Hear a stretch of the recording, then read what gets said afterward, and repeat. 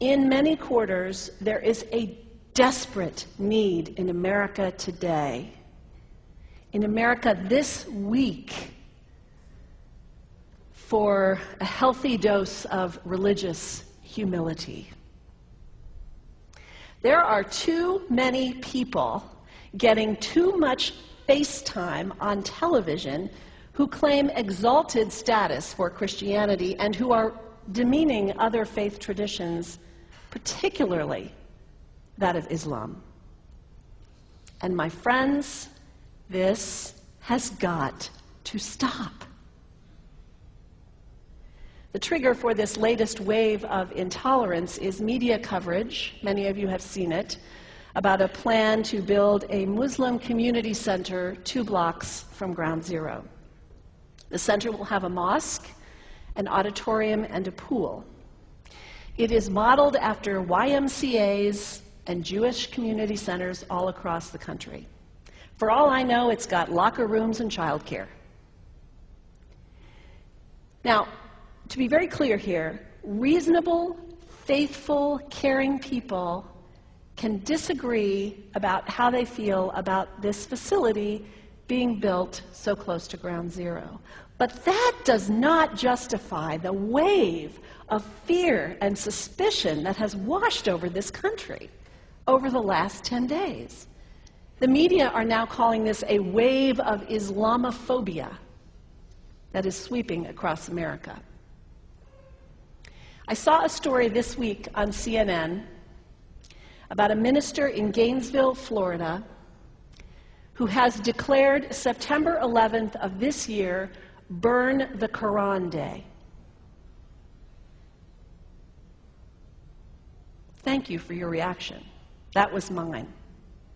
This guy is a minister at a non-denominational church called the Dove World Outreach Center. He said all kinds of disparaging, insulting, inaccurate things about Islam that I'm not going to repeat from this pulpit. His message is about hate and fear, and I can assure you there is nothing in the Gospels, there is nothing in the teaching of Jesus Christ that says anything about burning the holy texts of other traditions. It is not there. The proposed burning of the Quran is obscene. It is not the work of peace. It is not the work of understanding. It is not the work of building bridges. It is insanity. Now, the good news is there are a lot of groups, a lot of churches, even the National Association of Evangelicals, who are condemning this action and urging the church to cancel their event. A conversation about God demands grace and openness, a willingness to learn, to have our own ideas challenged, our convictions questioned. These are the hallmarks of humility. When I was in seminary, I read from someone whose name is lost to me now, when you speak of God, your voice should shake a little. You know, Jesus had no time for religious know-it-alls. He saved some of his harshest criticism for church leaders, for the Pharisees, the religious leaders who were so certain about who was out and who was in, who was holy and unholy, clean and unclean. Jesus was forever taking all this religious certainty and turning it on its head. And we can only imagine what Jesus would have said about Pastor Terry Jones and his Burn the Quran campaign. I think he would say, this has got to stop. Followers of Islam believe that the Quran is a collection of revelations received by the Prophet Muhammad from God about 1400 years ago. They believe that Muhammad was the last of a series of prophets and teachers and messengers that included Adam, Moses, Jesus, Abraham, all names revered by us as well. The word Islam means peaceful surrender to the will of God. The Quran was written at a time when the Muslim people were being driven from their homes, persecuted, and killed. The Old Testament was written at a time when Jewish people were being driven from their homes, persecuted, and killed. And religious scholars will tell you that most holy scriptures have stories of war and violence in them. Throughout history, most faiths have used these texts to justify violence. And if there's anyone in this room at this moment who's thinking that I've got it wrong, after church today, pull out your Bible and look up Psalm 137. And you'll see that our own text has passages that can make us uncomfortable.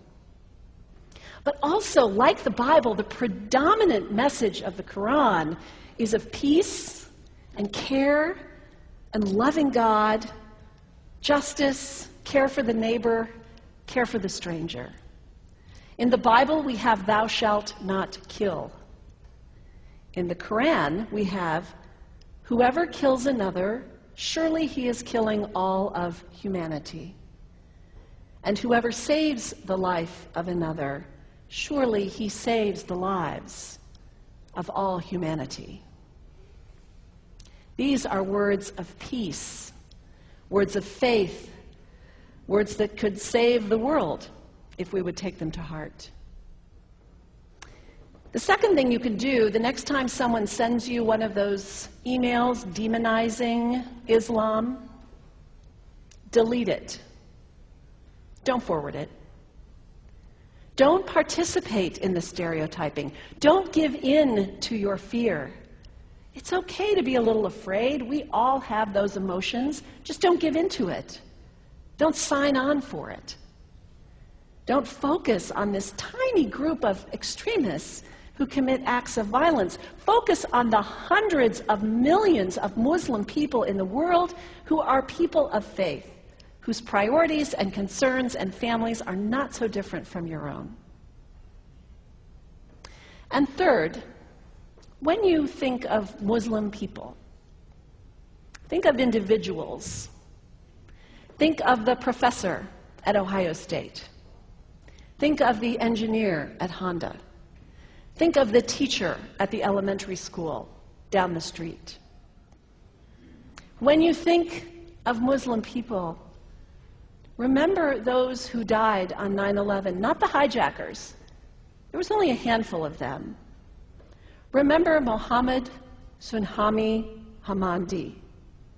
He was born in Pakistan. He came to the United States as a small child with his parents. He played high school football. He went to college. He became a part-time ambulance driver.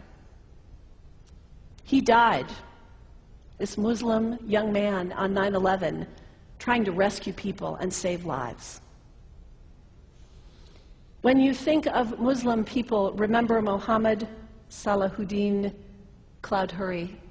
He was a waiter at Windows on the World, which was at the top of the World Trade Center. He died that day. His wife had their baby 2 days later. When you think of Muslim people, remember Rama Salih. She was a woman, 28 years old. Her neighbors described her as fun and outgoing and generous. And she died on American Airlines Flight 11, 7 months pregnant with her first child.